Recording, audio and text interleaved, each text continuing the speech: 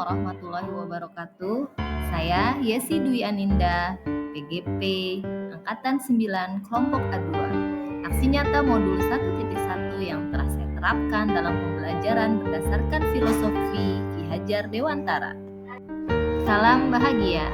Pembelajaran BK yang sebelumnya saya lakukan sebelum belajar modul 1.1 tentang Ki Hajar Dewantara, saya hanya berfokus pada ketuntasan penyampaian materi saja sebagai layanan bimbingan klasikal BK dan layanan informasi.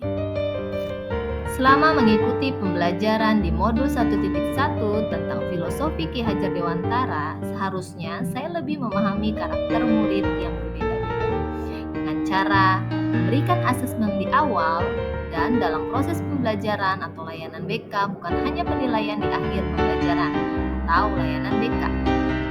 Konsep Ki Hajar Dewantara sangat berpengaruh dalam pemikiran ataupun proses pengajaran yang telah saya lakukan dalam layanan BK yang saya terapkan di sekolah saya. Filosofi Ki Hajar Dewantara menyadarkan saya bahwa sebagai seorang pendidik bukan hanya memberikan pengajaran semata saja, tetapi yang terpenting adalah menjadikan teladan, memberikan dorongan motivasi, dan menuntun murid untuk berkembang sesuai kodrat alam dan kodrat zamannya menuju manusia yang bahagia sejahtera dalam bermasyarakat. Ide atau gagasan yang timbul selama proses perubahan yang saya alami adalah guru menyiapkan perangkat pembelajaran yang sesuai dengan tahap kembang murid, meliputi aspek kognitif, intelektual, aspek afektif, perasaan, dan aspek psikomotorik keterampilan. Saya menyiapkan pembelajaran yang berdiferensiasi dengan beberapa karakter gaya belajar murid, yaitu visual, audiovisual, dan kinestetik.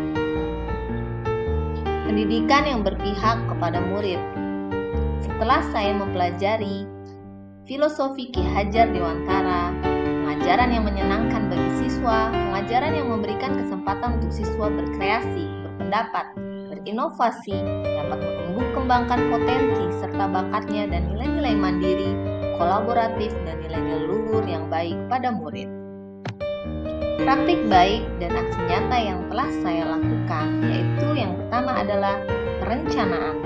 Diskusi dengan teman sejawat tentang pengajaran yang berpihak kepada murid dan pemikiran Ki Hajar Dewantara dengan teman-teman sejawat dan membuat perencanaan pembelajaran. Ketika ibu bilang botak, botak dari mana? Kepala. Pegang kepala. Ketika ibu bilang batu, kalau batu di mana? Mulut. Berarti itu tutup ya. Kalau ibu bilang batik, yang batik itu baju. Baju. Kamu pegang pundak. Oke? Paham instruksinya? Dan sekarang siapkan pulpen kamu satu aja di tengah-tengah meja seperti ini. Udah, yang satu ini nggak usah. Jadi kita dua meja satu pulpen. Oke. Semua ya. Posisinya di tengah. Oke, posisinya di tengah. Sudah? Sudah? Oke. Nah, sudah ada pasangannya ya. Boleh ngikutin ibu. Kalau ibu bilang kotak, pegang apa? Kalau batu? Kalau batik? Kalau ibu bilang pulpen, berarti ambil pulpen. Rebutan teman-teman ke meja makan. Paham? Paham ya? Oke, paham. Oke, kita mulai dari sekarang. Batu. Botak. Batu. Batik. Botak. Batik. Batu. Botak. Botak. Pulpen. Langkah selanjutnya adalah melakukan asesmen awal untuk mengetahui karakter dan pengetahuan siswa tentang materi yang akan disampaikan. Melakukan penilaian bukan hanya di akhir saja, tetapi di awal pembelajaran, agar saya sebagai guru lebih memahami pengetahuan murid tentang materi yang akan saya sampaikan. Bisa menggunakan pertanyaan terbuka, murid menjawab berdasarkan kemampuan. Salah satu model pembelajaran Ki Hajar Dewantara yang berpusat kepada murid yaitu memahami karakter murid. Pembelajaran yang unik dan menyenangkan. Salah satunya yang saya lakukan adalah menyusun gambar sesuai dengan jenis-jenis dalam materi bullying yang saya berikan. salah satu model pembelajaran Ki Hajar Dewantara. Dalam asesmen proses, saya menggunakan cara yang menarik dengan metode problem solving diskusi kelompok. Untuk soal yang menarik dengan gambar dan cerita, murid diminta untuk iterasi dan menganalisis permasalahan yang ada. Pembelajaran yang berpihak kepada murid selanjutnya adalah menumbuhkan nilai kolaboratif dalam berdiskusi, bernalar kritis dalam memecahkan masalah problem solving. Siswa mempresentasikan hasil diskusinya, dan siswa lain menyimak dan membuat pertanyaan. Selanjutnya, setelah pembelajaran, kita merefleksi pembelajaran. Dengan merefleksi, kita tahu sejauh mana pembelajaran yang telah kita lakukan dapat diterima dengan baik oleh murid, dan nilai-nilai yang kurang untuk mengevaluasi pembelajaran selanjutnya yang lebih baik. Dengan refleksi ini, saya dapat mengetahui perasaan murid saat pembelajaran yang telah saya sampaikan. Dalam refleksi yang telah saya lakukan, ada tantangan yang saya hadapi, yaitu masih ada murid yang sulit diajak untuk berkolaborasi.